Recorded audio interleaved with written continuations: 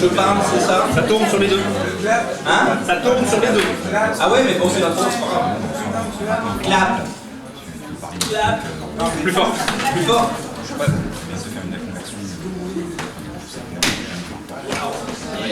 Vous avez vu une grande technicité ce soir.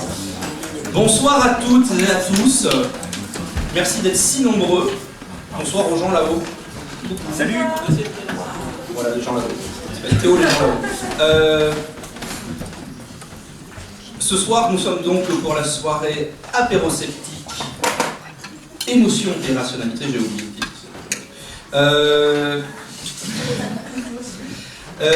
C'est une soirée un peu spéciale parce que... et puis, je vais donc... parce que je l'ai décidé. Pardon. Donc, célibataires et couples, et puis ceux qui sont dans des formulations un peu plus complexes, bienvenue ce soir. On accueille tout le monde. On accueille tout le monde. Les apérosceptiques, je vais vous faire une petite présentation. Donc, c'est des soirées qui se passent à l'aquarium où nous parlons de scepticisme, d'esprit critique. Ce soir, nous allons donc parler au sujet des émotions. Est-ce qu'il y en a parmi vous qui ne sont jamais venus et pour qui c'est la première fois? Pas mal. Je vais donc me fendre d'une explication de ce que c'est l'esprit critique et la zététique, petit mouvement auquel nous appartenons en fonction des... Voilà, donc ça dépend des définitions. Et là, je vais vers une définition large. L'esprit critique, c'est donc que nous promouvons ce soir, c'est donc d'analyser des faits de société, ça peut être de la pseudo-science, sous l'analyse scientifique avec une méthode de réflexion qu'on espère plutôt critique, qui nous permet d'établir est-ce qu'il vaut mieux penser ça ou pas, est-ce que j'ai suffisamment d'arguments pour ou contre, tout en laissant la parole à chacun. Est-ce que ça te convient? Tu sais pas, eh bien ça conviendra. De toute façon, on pourra rediscuter avec d'autres gens ce soir. Donc la soirée va se diviser en 3 parties, 3 conférences. Entre chacune des conférences, il va y avoir 15 minutes de pause où vous pourrez sortir boire. Alors, nous sommes ici à l'aquarium, parce que c'est toujours pas un à l'aquarium, qui nous fait le grand honneur de nous accueillir à chaque fois. L'aquarium a une petite règle, c'est quand on sort dehors, on ne parle pas très fort, parce que ça gêne les habitants alentours. Du coup, il faut juste baisser le son et tout ira bien pour la soirée. Voilà.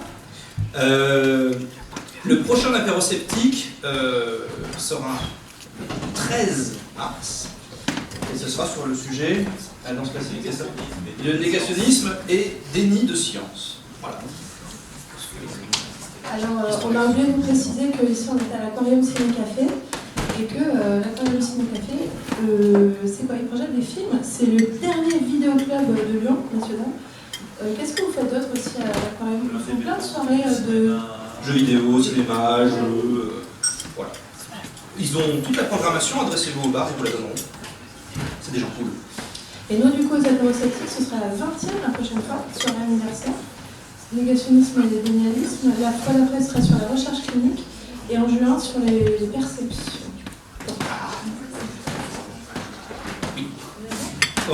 Oui, juste l'équipe d'apérosceptiques, on est un groupe informel, on n'est pas une association.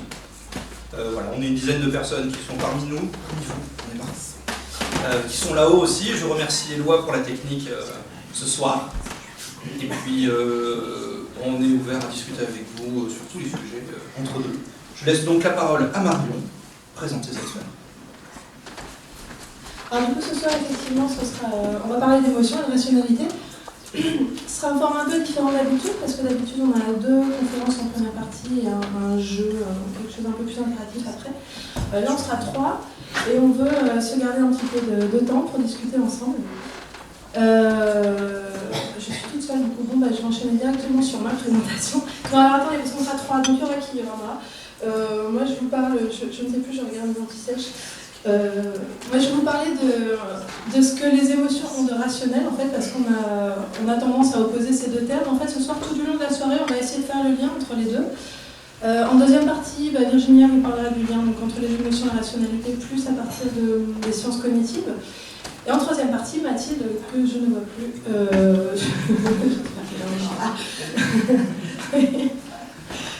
donc, nous invitera à nous méfier de ce que nous ressentons. Donc du coup, moi je ne marche pas. Moi, je vais allumer le vidéo.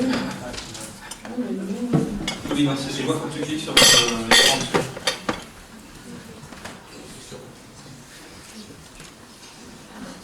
Voyons en arrière. Non, c'est bon, c'est bon. Donc, je vais vous parler de la rationalité des émotions. Et avant toute chose, pour introduire mon propos, je vous propose une petite séquence cinématographique. Et moi, si tu veux bien appuyer sur lecture.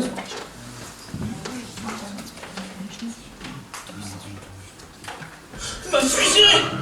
Attendez, on se sert encore de cette fusée la moi et elle fonctionne super bien. Il suffit de chanter qui aime bien jouer avec moi.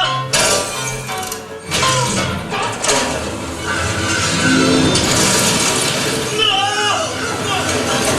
Vous pouvez pas jeter la fusée! Riley et moi, on part sur la lune! Oh! Riley ne peut pas m'avoir oublié.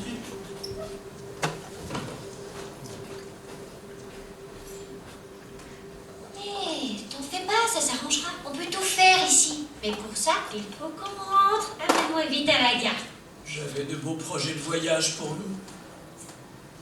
Hé, je parie que tu es chatouilleux, hein? Voilà le mot zigouigoui. Hé, Bing Bong, regarde. Oh, j'ai inventé un jeu. Tu vas me montrer le chemin de la gare. Il y a 3. On va tous y aller. Oh, ce sera amusant. On va faire la course jusqu'à la gare. Dommage pour ta fusée, je suis désolée.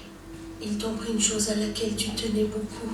C'est affreux et injuste. Tristesse, n'aggrave pas les choses. Désolée. C'était mon jeu préféré avec Riley. Je parie que vous avez vécu de grandes aventures. Oh, c'était formidable. Un jour, on a voyagé dans le passé. On a pris 2 fois le petit déjeuner. Tristesse. Ça devait être chouette. Je suis sûre que Riley a adoré. Oui, c'est vrai. J'étais son meilleur ami. Je sais, c'est triste.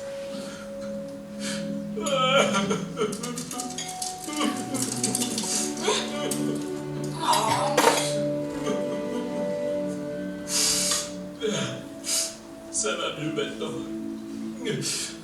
Venez, allons-y, la gare est par là.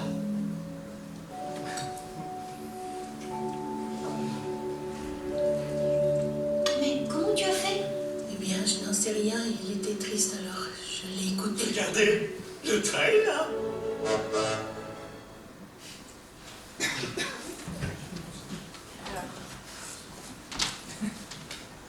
Et Joël, tu veux bien cliquer dans le blanc, s'il te plaît? Merci.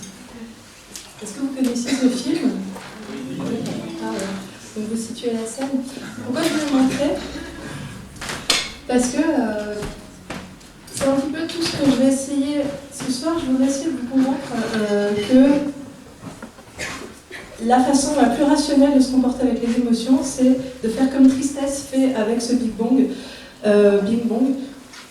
Par rapport à joie, c'est plus la tendance qu'on a tous et toutes, cette espèce de conditionnement à vouloir être joyeux comme ça, à surtout mépriser, rejeter la tristesse, les émotions négatives en général. Et alors pourquoi? Donc moi, je voudrais vous inviter à accueillir les émotions. Pourquoi?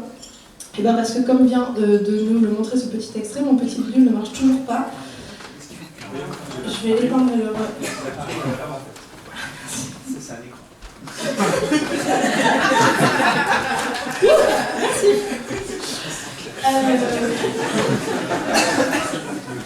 Non, je vérifie. Non, ça marche toujours pas. C'est moi qui ai cliqué. C'est toi qui as cliqué. Je suis dans le caca. Qu'est-ce que je fais? Je comprends pas, ça marche pas. Je t'en mets un clic. Ah, ouais, ça marche. Parce que... Ouais, mais tu vois, je vais toujours devoir lever la main parce qu'il y en a 90.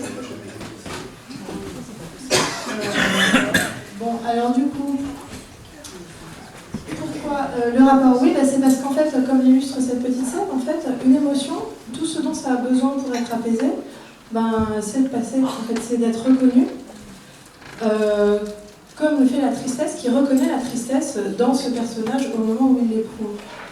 Du coup là, si j'avais une image, j'aurais pu continuer mon argumentation. Ouais, alors, donc je vais vous proposer une petite mise en situation. Celle-là, je vais filer la métaphore, enfin la comparaison, tout du long de ma présentation. Imaginez-vous, vous êtes dans le métro, vous êtes là tranquille, vous sortez de la rame du métro, et là il y a un gars qui arrive en courant comme un dingue, il vous fonce dessus, vous vous rétamez par terre, vous avez votre sac qui s'ouvre, qui se répand sur le sol, vous vous faites super mal. Et là, deux options. Le gars, il vous dit, première option, il vous dit ouais, non mais ça va, c'est bon, c'est qu'une petite chute, c'est pas grave, tu vas pas t'énerver pour ça. Waouh. Toi, tu réagis comment? T'as envie d'être... Enfin, toi, je sais pas, moi, ça me met encore plus en colère, en fait. On vérifie si ça marche. Voilà.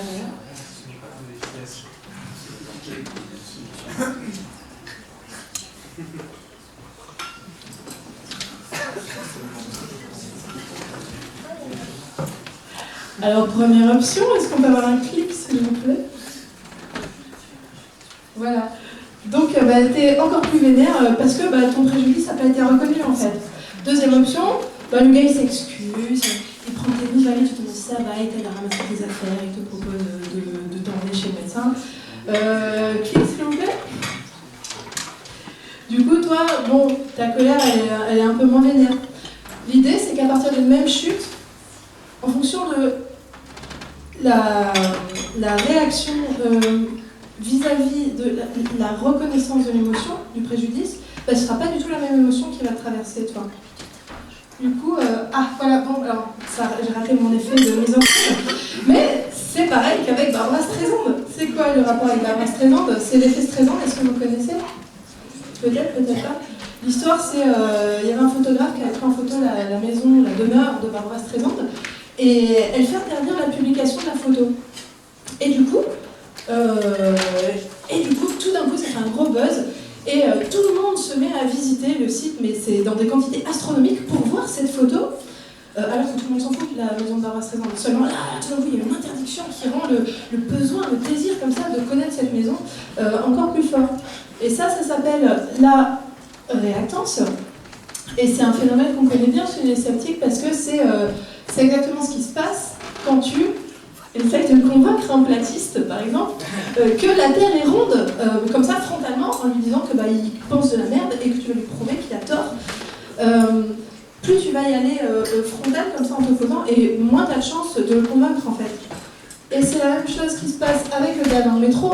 Plus il va essayer de te convaincre que tu n'as aucune légitimité à être en colère ou à souffrir de l'événement qui vient se passer, et moins il a de chances d'obtenir des excuses.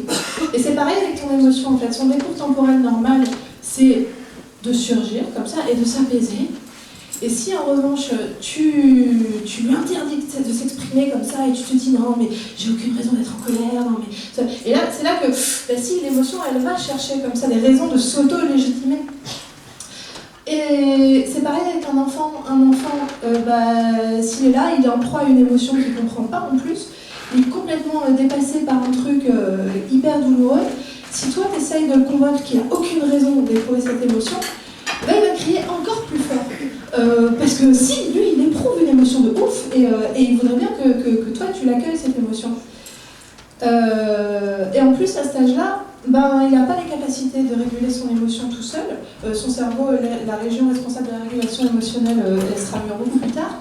Donc quand il est petit, l'enfant, il est vraiment dépendant de l'adulte pour réguler son émotion, pour l'apaiser. Donc un petit câlin, ça marche beaucoup mieux pour transformer son émotion, lui permettre d'éprouver une émotion agréable qui va remplacer son émotion désagréable, plutôt qu'essayer de le convaincre que son émotion elle n'a pas lieu d'être. Le câlin est aussi, surtout, nommer les émotions. La verbalisation, c'est hyper important. Déjà à cet âge-là, parce qu'ils ne savent pas ce qui leur arrive, ils ont besoin de comprendre, mais chez les adultes aussi, ça a été montré que rien que nommer en soi, mettre une étiquette comme ça sur le phénomène que tu éprouves, en soi, ça permet d'apaiser l'émotion. Oui, alors donc c'est hyper important de valider les émotions des enfants. Et un milieu invalidant, en fait, si tu passes ton temps à dire à l'enfant qu'il n'a pas de raison d'éprouver telle ou telle émotion, alors qu'il l'éprouve pourtant bel et bien, un milieu invalidant, ça va être le terreau pour le développement du trouble de la personnalité borderline, qui est un trouble de la personnalité caractérisé par une dysrégulation émotionnelle majeure. Donc, non, là-dessus. Merci. Donc l'émotion par rapport à une émotion normale, là, dans le trouble de la personnalité borderline, ça va être des émotions qui vont se déclencher beaucoup plus fort pour un rien, qui vont mettre du temps à redescendre comme ça, et les personnes vont avoir du mal à réguler leurs émotions, et ça fait des personnes qui souffrent énormément. Sans aller jusqu'au trouble de la personnalité borderline, si on apprend aux enfants, plutôt que d'accueillir leurs émotions, si on leur dit que leurs émotions ne sont pas légitimes, qu'on les envoie au coin dans leur chambre pour décuver leurs émotions et qu'ils reviennent quand ils seront calmés, l'enfant il va se calmer, mais pas parce qu'il aura appris à réguler son émotion, mais parce qu'il aura appris que son émotion, elle n'est pas valide, qu'elle n'a pas le droit de citer, et que s'il a une émotion, tu ne vas pas l'aimer, en fait. Bon, je caricature évidemment, mais c'est quand même ça qui se passe. Et c'est hyper grave ça, parce que si tu grandis dans la croyance que ton émotion, elle n'est pas valide, tu vas juste perdre la connexion avec tes émotions. Alors pourquoi c'est important d'écouter ces émotions? Parce que les émotions, elles ont une fonction primordiale. Déjà, elles n'arrivent pas nulle part. Elles ont été sélectionnées par l'évolution.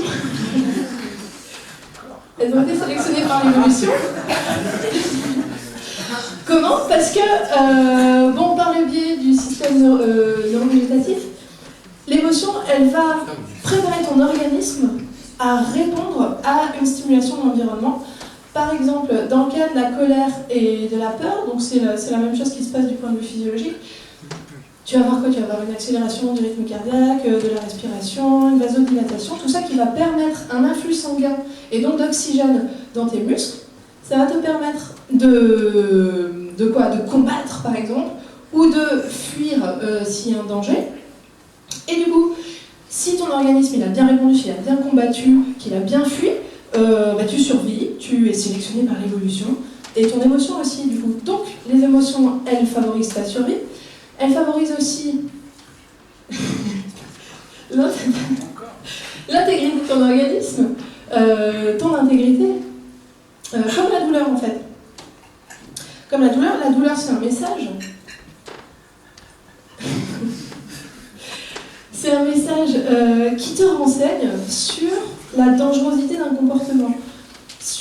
Par exemple, là tu touches le four qui est brûlant, tu as mal, tu en déduis qu'il ne faut pas toucher les fours brûlants, et tu as raison, parce que si tu retouches le four qui te brûle, que tu vas brûler, à la fin tu vas mourir. Donc du coup l'émotion, la douleur, non mais voilà, ça a l'air de rien comme ça, mais c'est grâce à la douleur que tu survis. Et en fait, la douleur, elle a une composante émotionnelle. Ça c'est quelque chose qui se fait plus aujourd'hui parce qu'on a d'autres moyens. Mais qu'est-ce qui se pratiquait autrefois chez des patients qui étaient très douloureux pour qui on n'avait pas de solution? On pouvait pratiquer ce qu'on appelle une leucotomie préfrontale. On t'enlevait des petits bouts comme ça de substances blanches dans le lobe préfrontal. Et alors ça faisait quoi? Ça faisait des patients qui avaient encore l'information de douleur, au sens sensoriel, mais ils n'avaient pas la souffrance associée. La souffrance associée. Parce que ça, c'est deux infos qui sont dissociables. Et en fait, c'est la c'est la dimension...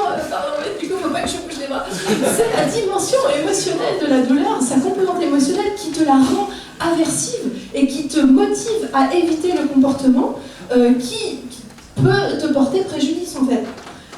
Donc les émotions, elles favorisent ta survie, elles favorisent ton intégrité physique, mais aussi psychologique, en te renseignant sur tes besoins. Par exemple, la colère, elle te renseigne sur tes limites. Quand tu es en colère, c'est que tu as une limite qui est transgressée.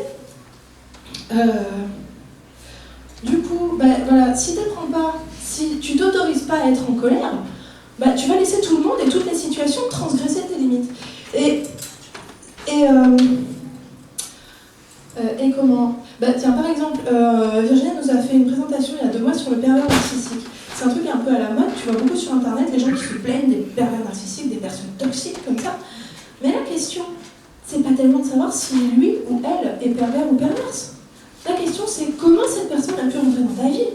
Parce que si tu écoutes tes émotions qui te renseignent sur quand tu vis une situation qui est finalement pas cool, la personne te maltraite, ben, ta capacité à dire stop, elle vient directement de ta capacité à écouter ce que toi tu éprouves. Et si tu dis oui, mais non, mais bon, il avait peut-être de bonnes raisons de faire ça, non, mais quand même, il faut être gentil, je lui donne une deuxième chance. C'est comme ça que tu laisses rentrer les personnes toxiques, les situations toxiques dans ta vie. Pour ce qui est de la peur, du stress, bon, c'est un peu la même chose. Le stress, bon, on a vu que dans une situation aiguë, le stress il permettait à ton organisme de répondre de façon adaptée. Mais si tu enchaînes des situations comme ça, stressantes, au final, si tu t'autorises pas, tu vois, parce que le stress, quand même, ça te met dans un malaise corporel comme ça. Mais on n'a pas appris à écouter notre corps. On n'a pas appris. Enfin, vous, je sais pas, mais si quand même. Si moi je suis en formation de psychomote, ils nous apprennent à écouter notre corps pendant 3 ans et c'est incroyable tout ce que je découvre qu'en fait il y a un vrai conditionnement social à négliger notre corps, à négliger nos émotions et donc aux manifestations du stress qui peuvent te renseigner sur, par exemple, ton état d'épuisement total qui conduit les gens au burn-out, pour ne citer que cet exemple.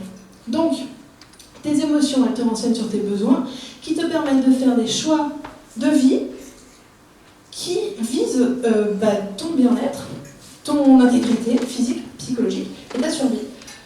Alors, en disant d'accueillir ses émotions, qu'est-ce que j'ai pas dit ? J'ai pas dit qu'il fallait laisser son émotion s'exprimer en roue libre, en cassant la gueule au premier connard qui t'emmerde. Non, ça c'est justement le principe de la régulation émotionnelle, c'est d'être capable d'éprouver de la colère tout en inhibant la réponse comportementale. J'ai pas dit non plus qu'il fallait ressasser les émotions négatives comme ça, s'y complaire et se torturer avec. Ça c'est un mécanisme qui ça te conduit à la dépression, et la dépression en retour, elle va engendrer des ruminations comme ça, et ça te fait des cercles vicieux complètement infernaux, tu t'en sors pas. Non, c'est pas ça. Accueillir ses émotions, c'est simplement accueillir le message qu'elles véhiculent pour te renseigner sur tes besoins, pour adapter ton comportement, pour aller vers des choix de vie qui te font du bien, en fait. Alors, bon, à ce stade de l'exposé, on peut se demander, mais est-il rationnel d'être émotionnel ? Et si vous avez bien suivi, vous voyez bien que ça revient à se demander, mais est-il rationnel de viser le bien-être, l'intégrité et la survie ? Bon, alors, donc voilà, il faut d'abord définir rationnel. Je ne suis pas philosophe, j'ai fait une impasse là-dessus, je vous renvoie directement sur la dernière vidéo d'hygiène mentale qui est géniale. Tu trouves la définition de rationnel, il y en a 4 définitions, moi je retiens la 4e, c'est rationnel au sens instrumental. Donc être rationnel au sens instrumental, ça veut dire chercher à agir de façon à remplir ses objectifs. Donc, ça dépend de tes objectifs. Mais si ton objectif c'est la survie, le bien-être, et voilà, la survie, le bien-être, et il est rationnel d'écouter tes émotions, de viser les émotions positives et d'éviter les émotions négatives. Alors, donc là il y a une confusion fréquente. Éviter les émotions négatives, ça ne veut pas dire s'interdire de les éprouver. Ça ne veut pas dire ne pas les éprouver, ça veut dire éviter les situations qui te conduisent aux émotions négatives. Mais si tu t'interdis de les éprouver, si tu ne les ressens pas, tu ne vas pas faire le lien entre situation de merde, émotion de merde. Donc tu vas continuer dans des comportements de merde qui ne te font pas du bien. Or, il y a une telle injonction dans notre société à être joyeux, à avoir du sang-froid, à ne pas souffrir. Tu vois, les gens, ils s'excuseraient presque d'éprouver des émotions négatives. Et voilà, bon, et donc on se conduit avec nous-mêmes comme le gars du métro de tout à l'heure qui t'a bousculé, qui te dit non, mais ça va, c'est bon, c'est qu'une petite chute, quoi. Tu sais, enfin, je sais pas, moi l'autre jour j'avais un copain qui me disait qu'il venait de perdre sa grand-mère. Il me disait oui, mais non, mais bon, c'est comme ça, c'est dans l'ordre des choses, c'est la vie, non, mais je vais pas me plaindre. Et pourquoi on n'a pas le droit d'être triste quand on perd sa grand-mère, quoi. Non, mais tu vois, il y a une pression comme ça, une injonction au bonheur, du coup, qui nous vient d'où ? Ça nous vient Ça me vient de la croyance. Ça me vient de la croyance en la séparation entre l'âme et le corps, entre l'esprit et le corps. Donc de l'héritage judéo-chrétien, puis on va aller tout de suite tout droit sur le dualisme cartésien. Ça, moi je suis toujours pas philosophe, donc c'est pour ça que je vais très vite, je suis encore moins historienne. Mais l'idée, c'est que tout ça, ça nous vient d'un conditionnement, d'une croyance que, y a d'un côté, tu as l'âme, la pensée, tout ça, c'est le bien, ça va au paradis, et de l'autre côté, tu as tout ce qu'on a d'animal, comme ça, le corps, les émotions, les passions. Tu vois, c'est des péchés, quoi. T'as la colère, la luxure, il y a quoi d'autre aussi, le gourmandisme, tu vois, tout ça. C'est un peu dégueulasse, c'est un peu, on ne veut pas savoir. Et pourtant, ça fait quand même maintenant pas mal d'années. Je ne vais pas aller plus en détail dans la neurobiologie, tout ça, c'est plus Virginia et Mathilde qui vous en parleront. Mais l'idée, c'est que ça fait quand même pas mal d'années qu'on sait que ça, c'est complètement une dichotomie qui est complètement, j'allais dire artificielle, mais oui, qui n'existe pas, en fait. Mais du coup, il serait temps de nous mettre à jour, parce que malgré tout, c'est quand même comme ça qu'on continue de classer. T'as le cerveau d'un côté, la rationalité, il est sage, tout ça, il est quoi? Il est responsable. Et puis là, les émotions, c'est un non-sens total. Ce qui est faux, vu tout ce qu'on vient de voir. Et surtout, voilà, donc on continue d'opposer les deux, de les hiérarchiser, et en particulier dans le milieu sceptique. Alors c'est là où du coup je ne parle absolument pas au nom de mon groupe d'organisation de l'expérience sceptique, je parle à mon nom propre, donc si vous n'êtes pas d'accord, tapez sur moi, tapez pas sur les copains. Dans le milieu sceptique, donc, qui se veut rationnel, les gens se veulent rationnels, et du coup, il y a une diabolisation des émotions qui fait dire des arguments qui sont vraiment, c'est quoi le mot? Qui font des gros raccourcis et qui sont souvent fallacieux, ouais, disons-le.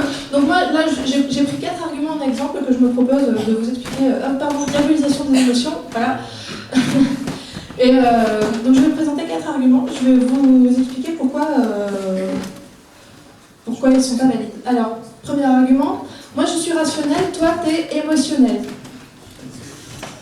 Alors, imaginez-vous, vous avez débattu pendant 1 heure avec un platiste, vous n'en pouvez plus, vous lui hurlez dessus pour lui dire « Mais la Terre est ronde !» Bon, vous êtes en pleine émotion. Est-ce que pour autant votre argument, il est irrationnel? Eh ben non. Donc être émotionnel n'empêche pas d'être rationnel.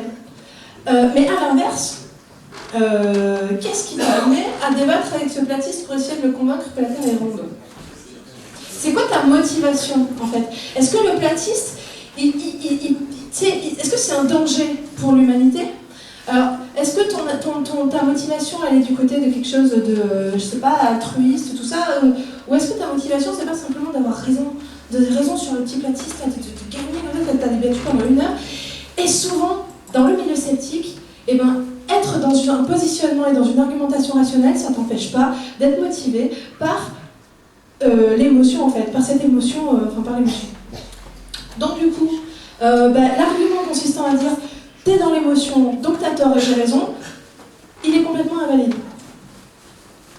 Alors, deuxième argument, l'appel à l'émotion. Ça, il est vraiment mal utilisé, souvent, parce que l'appel à l'émotion, c'est quoi? C'est un sophisme, un argument fallacieux, qui consiste à manipuler des réponses émotionnelles au lieu de fournir un argument valide solide. Par exemple, t'es là, t'es avec ton enfant, tu voudrais bien qu'il finisse sa purée de carottes et tu lui dis non mais quand même, t'imagines les petits enfants africains qui meurent de faim, ils seraient bien contents d'avoir de la purée de carottes. Est-ce que si ton enfant finit son assiette de carottes, ça va sauver les petits enfants africains? On est d'accord que non, c'est un mauvais argument, c'est juste une manœuvre pour le pousser à manger ses carottes. Mais c'est un mauvais argument. Un bon argument, ce serait de lui dire que c'est bon pour la santé ou que il a faim donc il faut qu'il mange. Mais là, c'est un appel à l'émotion. En revanche, si tu parles des enfants africains qui meurent, là par exemple dans un parcours d'émigration qui s'est échoué en mer, que tu montres une photo pour dire à quel point c'est horrible, là c'est pas que tu es en train de manœuvrer comme ça, de jouer sur la corde sensible pour qu'on adhère à ton propos, c'est juste que tu es en train de dire il se passe un truc horrible, donc le caractère même horrible de ce truc mérite qu'on essaie de le faire changer. Donc là c'est pas un appel à l'émotion, c'est pas parce qu'il y a une dimension émotionnelle dans ton argument que c'est un appel à l'émotion, c'est pas une manœuvre en fait. Tu vois? Bon, on en discutera, super, on en discutera tout à l'heure. Mais vraiment, enfin... Et non, parce qu'à ce moment-là, dès que tu parles d'émotion dans l'argumentation, ça veut dire que tu es dans l'appel à l'émotion, ça veut dire qu'on n'a pas le droit de parler d'émotion? Comment? Non, c'est pas ce que je dis, mais Okay. je trouve que l'exemple, surtout l'exemple de Highland, c'était justement une manipulation d'un appel à l'émotion. Ok. Une généralisation. Ok. Bon, on en discutera. Je t'avoue que moi, malheureusement, je connais pas l'histoire et j'ai pris ça en illustration. Mais on en discutera, super. Donc, troisième argument, moi je te parle de faits, toi tu me parles d'émotion. Alors, scoop, l'émotion c'est un fait. L'émotion, elle a donc des manifestations corporelles qu'on peut mesurer. On peut mesurer par exemple le battement, le rythme cardiaque. On peut mesurer le diamètre pupillaire. On peut mesurer des choses qui te rendent l'émotion totalement factuelle. Donc un individu qui éprouve une émotion, c'est un fait. Et même des fois, c'est ça le point de l'argumentation, c'est l'émotion en tant que telle constitue l'argument. Si par exemple, tu as une féministe qui te parle des viols qu'elle a subis, évidemment qu'elle va être dans l'émotion. Et c'est justement ça le problème. C'est justement parce que le viol, ça te fait vivre une émotion de merde qu'il faut le condamner. Et donc là, la personne qui est en train de te parler avec de l'émotion, est-ce que tu vas invalider son argument au motif qu'elle est dans l'émotion?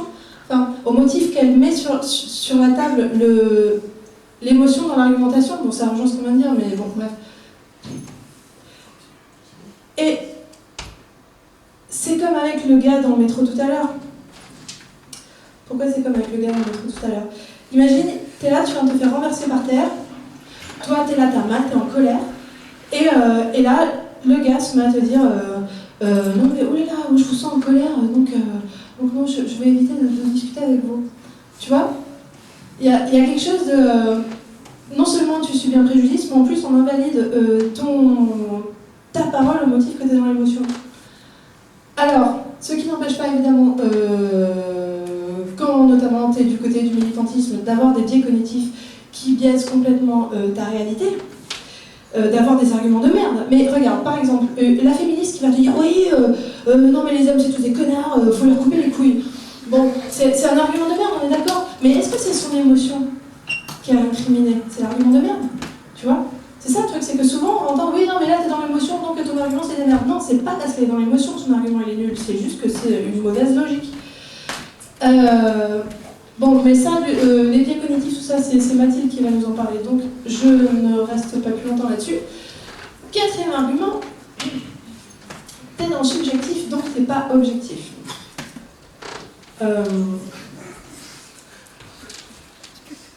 Alors, oui, l'émotion, c'est subjectif, oui, mais est-ce que,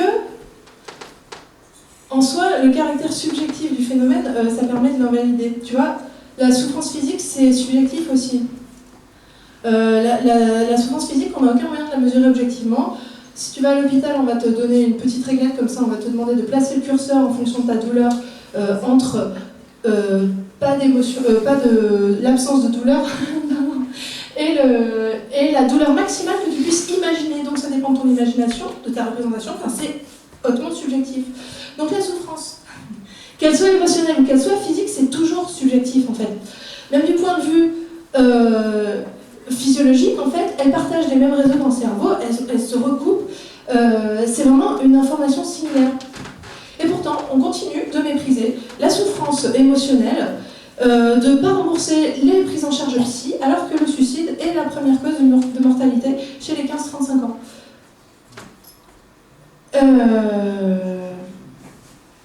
Je me suis perdue. C'est quoi l'image après? Oui, alors imagine-toi, t'es à l'hôpital.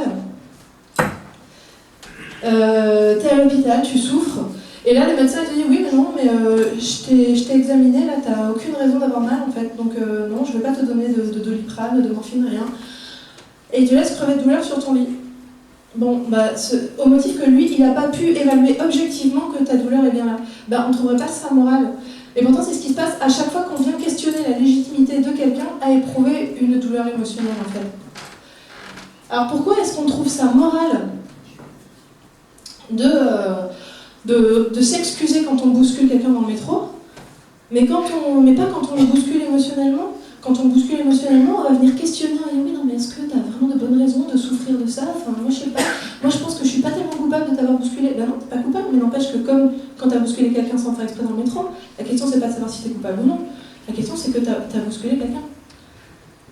Pourquoi est-ce qu'on trouve ça moral de retenir nos comportements comme ça quand il s'agit de souffrance physique, par exemple de ne pas casser la gueule à celui qui t'a posé problème, alors que quand il s'agit de souffrance émotionnelle, là tout de suite ça va poser problème, quoi. Au point qu'on en vient à penser la souffrance émotionnelle des autres, la sensibilité émotionnelle des autres, comme une limitation à notre liberté à nous. Au point qu'on va qualifier des gens qui luttent pour le bien-être émotionnel du plus grand nombre de social justice warrior, de police de la pensée comme ça, de quoi d'autre, de gardiens autoproclamés de la morale. C'est quoi le problème à trouver moral de respecter la sensibilité des autres, en fait? Tu vois, imagine donc toujours on revient à notre gars dans le métro. Est-ce que si le gars il s'est crié tout d'un coup, ouais non mais c'est bon, aujourd'hui on peut plus rien faire, on peut pas mettre un pas dehors sans qu'il y en ait un qui se plaigne qu'on lui a fait mal, c'est une atteinte à ma liberté de déplacement. Non mais tu vois, je vous jure, c'est la même chose qui se passe, sauf que on peut pas penser pareil la souffrance émotionnelle et la souffrance physique. Pourquoi? Parce que c'est hautement, donc le fait que ce soit subjectif, c'est qu'il y a une grande variabilité entre les uns et les autres, entre pourquoi toi tu souffres de ça et pourquoi moi j'en souffre pas. Et on a du mal à nous mettre à la place des autres, mais dans un sens comme dans un autre. Et en fait, il va y avoir une position, un jeu comme ça de bourreau-victime entre ceux qui vont être sensibles sur un point. Alors bon, tant qu'à être, allons-y franchement, je vais prendre l'exemple du blasphème.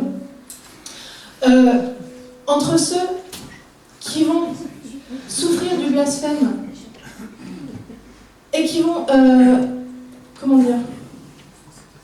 qui vont exiger que leur sensibilité fasse loi, fasse autorité, comme s'il s'agissait d'une loi absolue, et de l'autre, des personnes qui vont se permettre de questionner la sensibilité des personnes qui souffrent pour X ou Y raison, là, par exemple, le blasphème.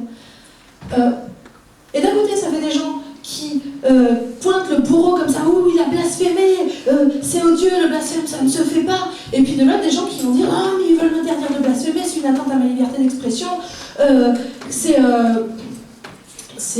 quoi? Oui, tiens, il a qu'à arrêter de croire que je suis en train de l'insulter lui, alors que je ne fais que me moquer de son Dieu, ce genre d'arguments qui font... En fait, on reste dans le rapport de force.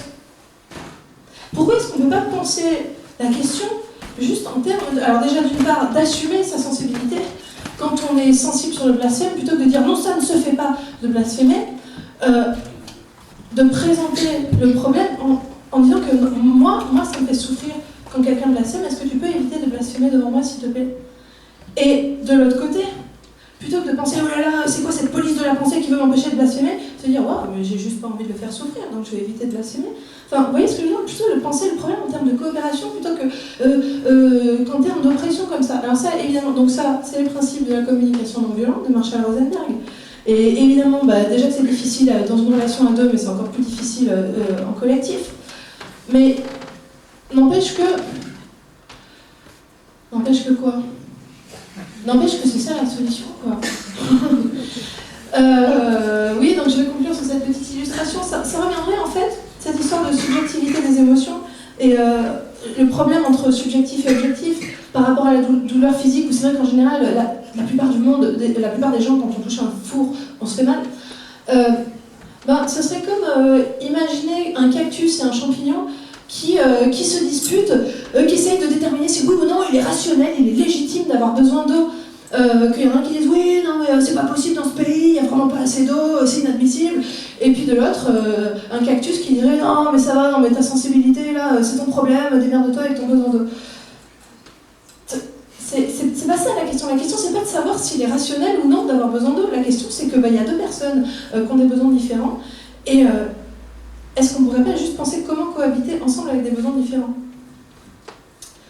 Alors du coup, pour conclure, les émotions, c'est des messagères, les émotions.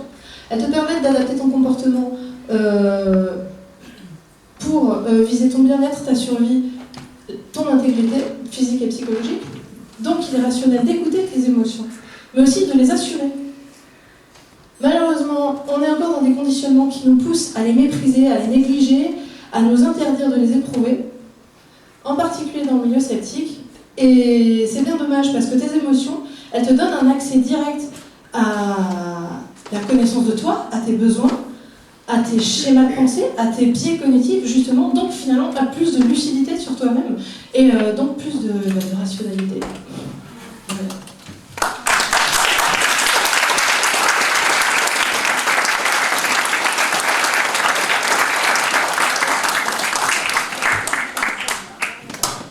Oui. Merci beaucoup. Je vous invite à venir poser des questions dans le micro, donc ça sert à rien de hurler fort et de vous lever. Enfin vous venez vous rapprocher de moi. Je prends donc vos questions. Bon, je parle bien. Il y a derrière toi les Ah, pardon. Du coup, ce que tu as présenté, moi, ça m'a beaucoup fait penser à ce qu'on a pu... Enfin, j'avais vu un truc sur Facebook il y a quelques mois qu'on appelait la toxic positivity. Et du coup, ça m'a beaucoup fait penser à ça, ce que tu as présenté. Ça veut dire quand tu es face à quelqu'un qui va bien et qui va mal, effectivement, aller lui dire allez, sois fort, il y a plus grave que ça et tout ça, plutôt que de lui dire finalement, tu as vécu des choses dures, c'est normal que tu ailles mal en ce moment, ça va aller mieux plus tard, mais pour l'instant, voilà, tu traverses une mauvaise passe et c'est normal. Alors, c'est quoi qui est toxique là-dedans? C'est la toxicité de renvoyer à la personne, non mais c'est bon, vas-y, je tourne la page, là, souris un peu. Ouais, voilà, c'est ça. En fait, c'est l'injonction à la positivité que tu présentais, effectivement, et je trouve que c'est quelque chose qui est super important parce que c'est quelque chose qui est hyper répandu et qu'en fait, en voulant bien faire, finalement, on fait mal parce qu'on va délégitimer ce que ressent la personne et pour autant, ce que cette personne a besoin, c'est juste qu'on accueille ce qu'elle ressent et c'est ça qui peut lui permettre ensuite de pouvoir dépasser ça. C'est de là que vient cet exposé, que vient la soirée entière. Enfin, moi, c'était vraiment d'observer ça en permanence chez les gens. Enfin, tu sais, du coup, tu n'oses même plus te plaindre, parce que même quand tu souffres dur, parce que c'est ça que et c'est ce qu'on fait tous automatiquement, en fait. Alors après, peut-être qu'il y a des philosophes dans la salle et des historiens qui sauront mieux que moi d'où ça vient. Moi, je vous avoue, j'ai torché ça en une slide en disant, voilà, ça vient de l'héritage judéo-chrétien et tout ça. Mais tu vois, il y a vraiment ce truc qui est tenace, quoi. Alors que vraiment, au plan biologique, la douleur émotionnelle et la douleur physique, c'est la même chose, quoi. Tu vois. Et pourquoi il y en a une qui est bien traitée et l'autre... pas. D'autres questions? Je peux s'il te plaît.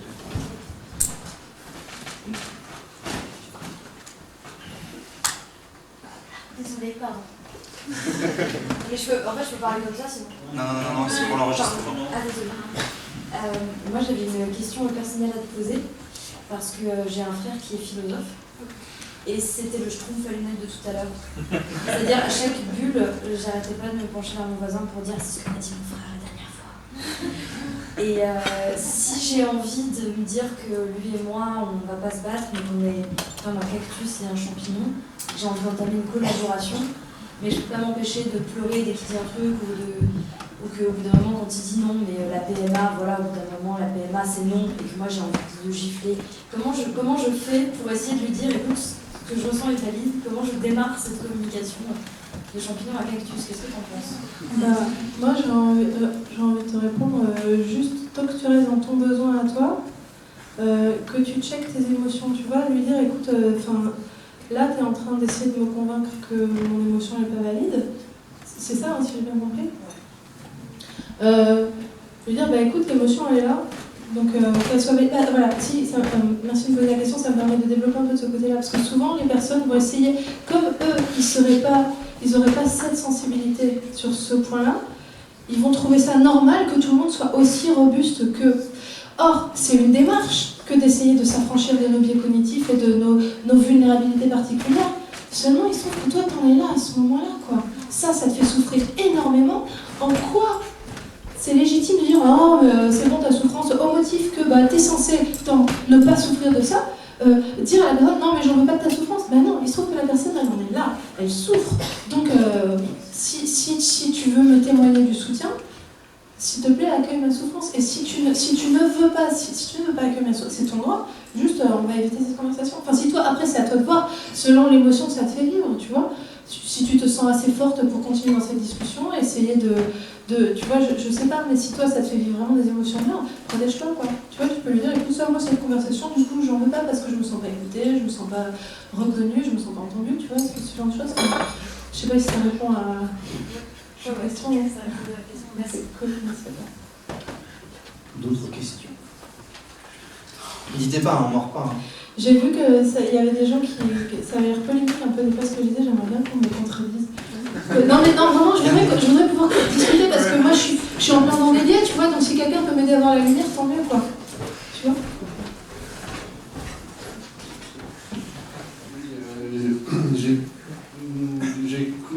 J'ai ressenti le fait de ton exposé sur les émotions à deux émotions seulement, la peur et la douleur, alors qu'il y en a quelques autres. Et je pense que si les gens qui se disent rationnels se méfient des émotions, c'est pas probablement pas la peur et la douleur qui posent problème, c'est plus la varice et d'autres. Si un chercheur, par exemple, si on a inventé la méthode scientifique et qu'un chercheur essaye d'éviter de ces émotions en passant par une méthode particulière, c'est parce qu'il y a des biais qui des résultats qu'on connaît. Alors il ne faut pas confondre biais et émotion. Tu vois, ça c'était un de mes arguments, c'est qu'on a trop tendance. Non, mais je ne confonds pas, j'ai que les émotions elles-mêmes. Donc, effectivement, les émotions elles sont là, c'est pas un problème, c'est juste qu'il faut s'en limiter. Ouais, et ça va être l'objet de notre deuxième partie, c'est pour ça. Mais c'est. Et puis deuxièmement, pour le débat sur la liberté d'expression, qui amène à la liberté d'expression, tu parles des social justice warriors, donc des gens qui se plaignent qu'on leur fait mal psychologiquement. Il faut aussi s'en méfier beaucoup, puisque justement les émotions sont subjectives. Et du coup, c'est très très facile d'en abuser. Et c'est le problème des social justice warriors, c'est pas qu'ils se plaignent de leurs émotions, c'est qu'ils en abusent énormément et qu'ils font en plus pression sur des groupes d'influence, qu'ils ont de l'influence et qu'ils ont un effet dans le réel. Donc le problème, c'est pas qu'ils se plaignent, c'est qu'ils ont un effet dans le réel et il y a des faits ensuite qui abusent du fait que les émotions sont subjectives. Alors si j'ai bien compris ce que tu dis, ça se rapproche du cas que je présentais, avec mon exemple de Glasgow, de personnes qui, du coup, prennent leurs émotions pour leurs croyances comme réalité et qui voudraient que leur sensibilité, c'est pour ça qu'on légifère dessus pour les protéger eux individuellement. Et effectivement, on ne peut pas légiférer pour toutes les sensibilités de tout le monde. C'est dommage qu'il soit pas là. Un ancien membre des apolosceptiques qui me disait oui, écoute, si moi, s'il y a une meuf, elle me dit moi quand on me touche l'oreille, je me sens violée, c'est pas pour autant qu'on peut accuser la personne qui lui a touché l'oreille, on ne peut pas l'accuser de viol, effectivement. Et c'est pour ça qu'il y a vraiment ce que je disais en conclusion, oui, déjà que c'est difficile de sortir du rapport de force quand on est deux, mais alors à l'échelle globale, c'est impossible.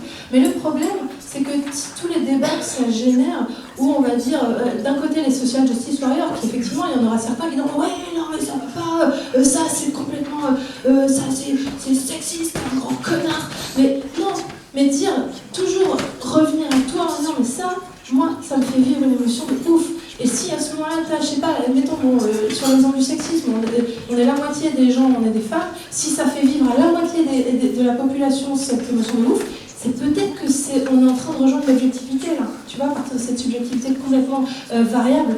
Mais effectivement, je suis d'accord avec toi. De toute façon, le social justice warrior, ça veut tout et rien dire, en fait. Mais il y a un problème à ce moment-là, clairement. Ce qui m'amène à la dernière partie, c'est que en fait, ce qu'il faudrait peut-être, on a appris à se méfier de nos émotions.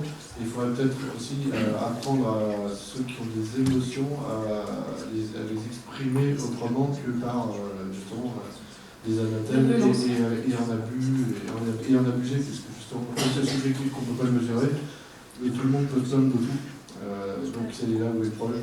Le problème, c'est que c'est pas seulement. Le conflit, il est jamais unilatéral en fait. S'il y a des personnes comme ça qui. On continue sur cet exemple. Si. Mettons le social justice warrior dont tu parles là. Si on reconnaissait sa souffrance plutôt que d'essayer de la réprimer en disant ouais, non, mais c'est bon, t'as qu'à l'assumer. Enfin, du coup, ce que j'ai le début de l'exposé, plus tu vas essayer de la réprimer, plus l'émotion elle va devenir dingue comme ça.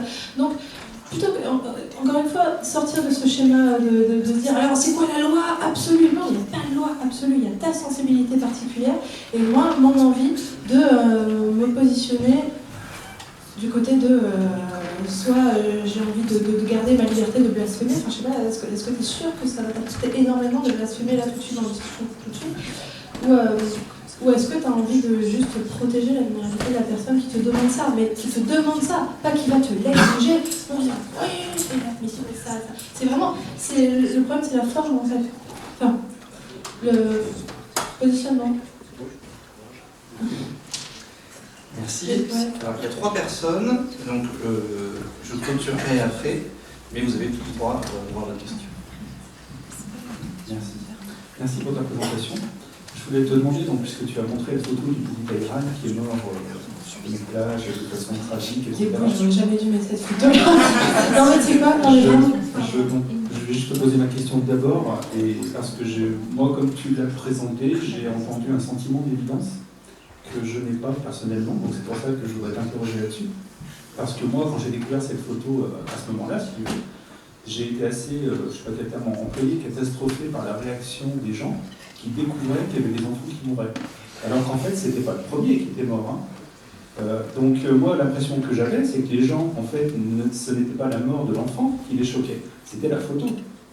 Ou alors, c'est qu'avant, quand ils entendaient qu'il y avait des gens qui mouraient, des enfants qui mouraient, ça leur faisait rien. Et donc, tu vois, la gestion de l'émotion, pour moi, elle n'est pas évidente à ce niveau-là.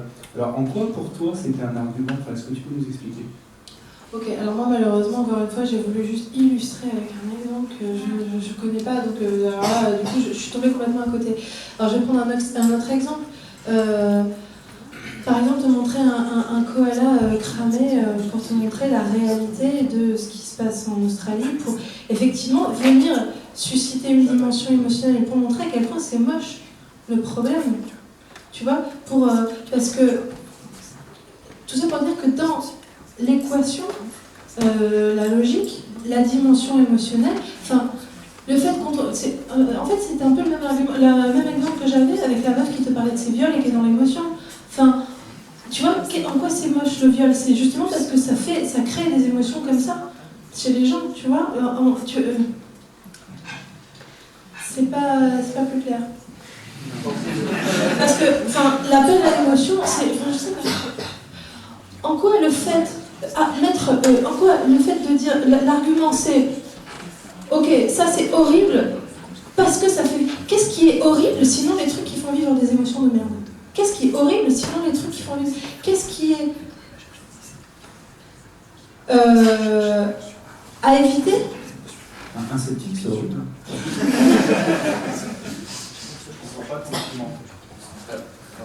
Je ne comprends pas tout le monde. Est-ce que l'émotion, ça ne serait pas un vecteur pour donner un... Est-ce que l'émotion ne serait pas un vecteur pour donner un poids supplémentaire à un argument, et que l'argument à côté doit être valable, rationnel, mais qu'en gros l'émotion soit juste là pour donner un poids? C'est ça que tu veux dire en fait ou pas?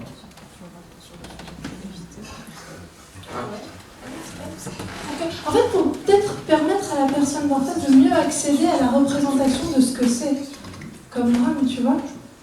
Mais c'est pas pour essayer de la manipuler comme ça, c'est pour lui permettre de mieux se représenter, ouais, c'est ça, c'est peut-être ça.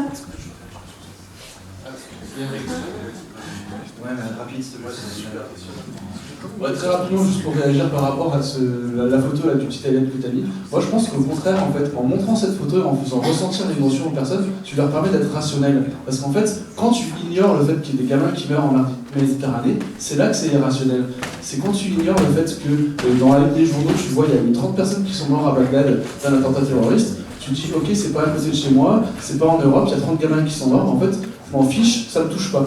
Et justement, c'est en mettant cette photo et en permettant aux personnes de ressentir des sentiments par rapport à ça, en leur balançant finalement à la gueule la réalité, qu'à ce moment-là, tu vas leur permettre d'être rationnels.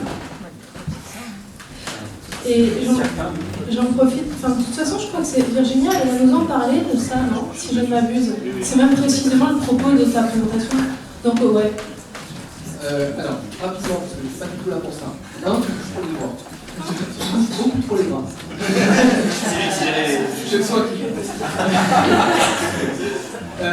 deux, je reviens sur l'exemple du blasphème. Parce que je ne suis pas du tout d'accord avec ce que tu as dit, parce que le blasphème, c'est effectivement, je comprends que ça puisse heurter la sensibilité de gens. Le problème, c'est que le blasphème inclut derrière lui tout un ensemble de lois qui, elles, peuvent blesser un nombre encore plus important de personnes. Et notamment, mettons, un homosexuel, dans la plupart des religions monothéistes, ce sera extrêmement mal vu. Donc on va faire quoi? On interdit l'homosexualité parce que ça peut offenser certaines croyances? Non, le blasphème, on doit avoir le droit de blasphémer parce que c'est une croyance. C'est pas rationnel. Par contre, les social justice warriors, là pour moi j'ai aucun problème avec eux, parce qu'ils défendent des individus qui souffrent réellement. Et du coup, par conséquent, leur combat est complètement légitime.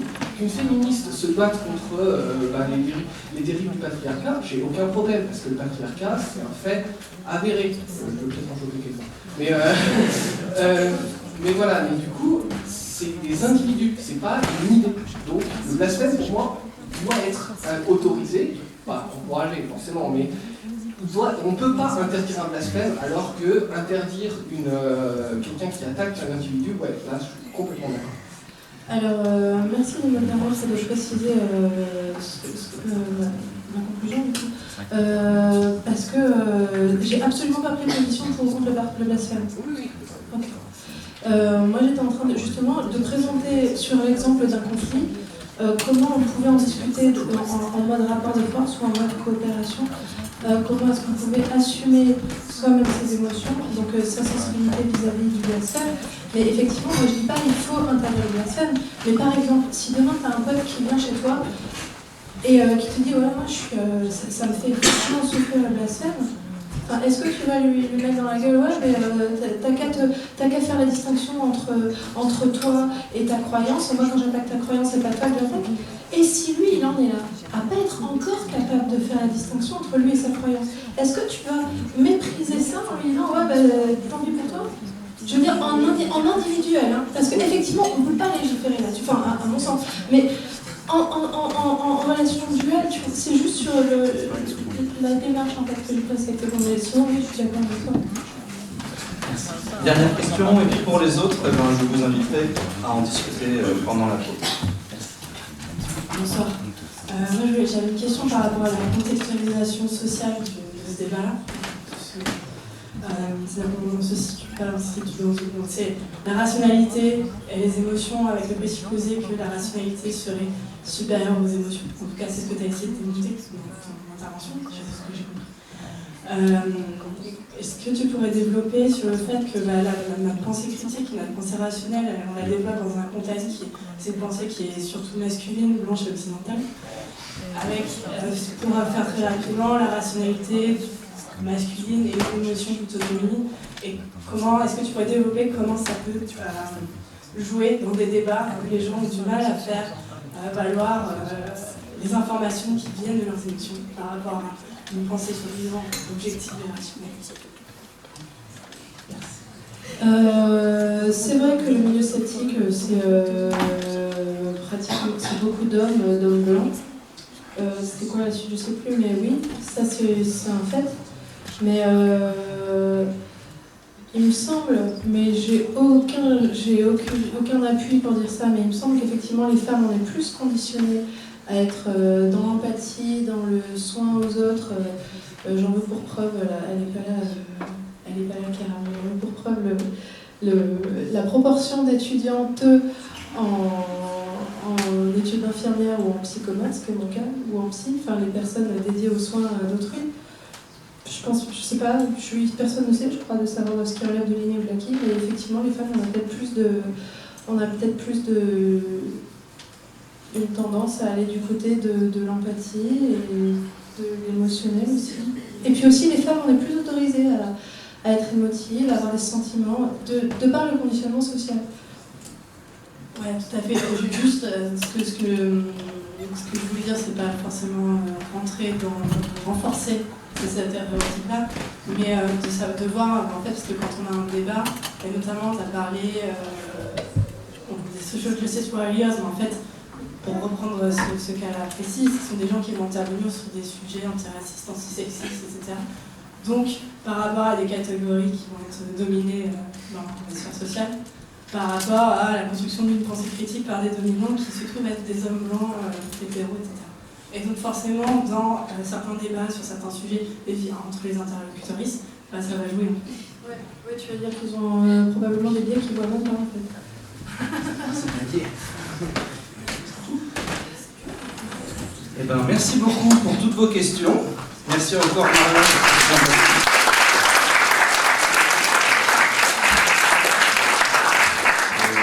Magnifique montre. Nous aurons donc 15 petites minutes de pause. Je rappelle d'éviter de faire beaucoup de bruit dehors.